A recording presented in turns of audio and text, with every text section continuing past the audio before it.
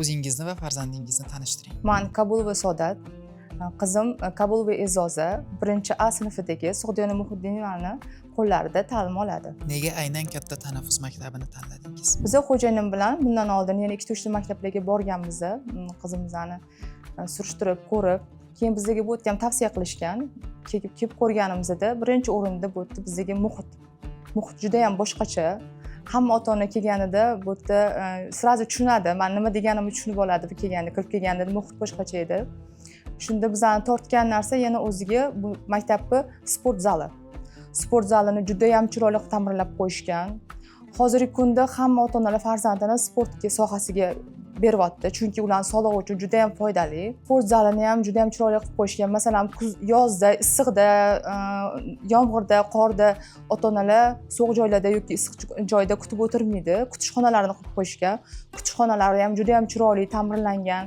U yerda bolalaringlarni bemalol farzandlarini kuzatib o'tirishingiz mumkin ota-onalarni. Menimcha hamma ota-onalar shuni xohlaydi, kuzatib o'tirishni sportga bergandan keyin.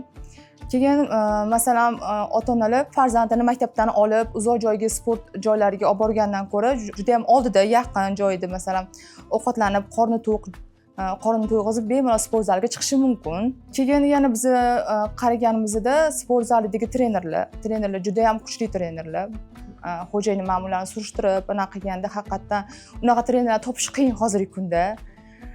Uni topish qiyin haqiqatan. O'zimiz maktabimiz ichida bunaqa. Bizning bu yutug'imiz desak ham anaqa bo'lmaydi, xato bo'lmaydi. Bizning eng katta yutug'imiz shu. Yil davomida farzandingizda qanday katta o'zgarishlar sezdingiz?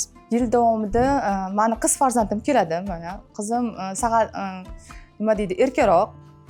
Gapga sal anaqa dars qilishga anaqasi ishtiyoqi sal pastroq edi. Men berganimda o'qituvchilar qanaqa qilib shunaqangi chiroyli tushuntirib, qanaqadir o'ziga jalb qilib farzandimni o'tirib bitta joyda o'tirib dars qila oladigan darajaga olib kelishdi.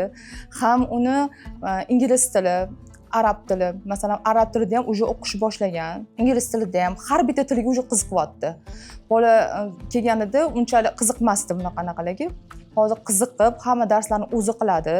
Maktabga ham qiziqib, xursand bo'lib keladi. Xursand bo'lib kelib, xursand bo'lib ketadi. Menimcha har bitta ota-onaning orzusi bu farzandi maktabga kelganda xotirjam tashlab ketsa, xotirjam bo'ladi ota-ona. Baribir ham farzandimiz ham xursand bo'lib chiqadi. O'zgarishlar katta. Juda ham o'zgarishlar katta. Maktabga birinchi kelishingiz qanaqa bo'lgan? Birinchi kelganingizni eslay olasizmi? Albatta. Juda ham chiroyli bo'lgan. Biz kirib kelganimizda bizani zinada hamma kutib olishgan. Zavuchimiz endi bu boshlang'ich sinf 1-sinfga chiqqani uchun biz uchun bitta katta narsa edi.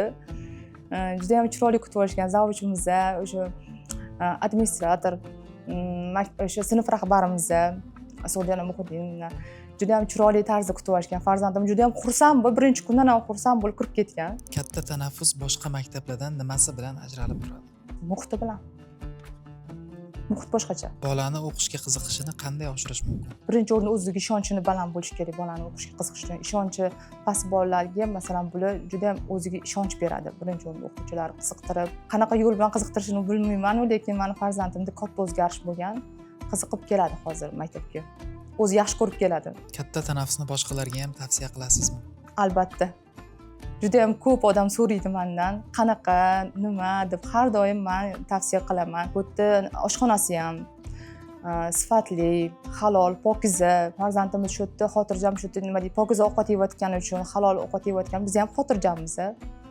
Oshpazlarimiz ham xushmuomala. Farzandim faqatgina sinf rahbari emas, oshpazlarimizni ham, ishindagi охранникni ham, zavuchimiz, administrator ham har bittalisiga boshqacha mehr qo'ygan.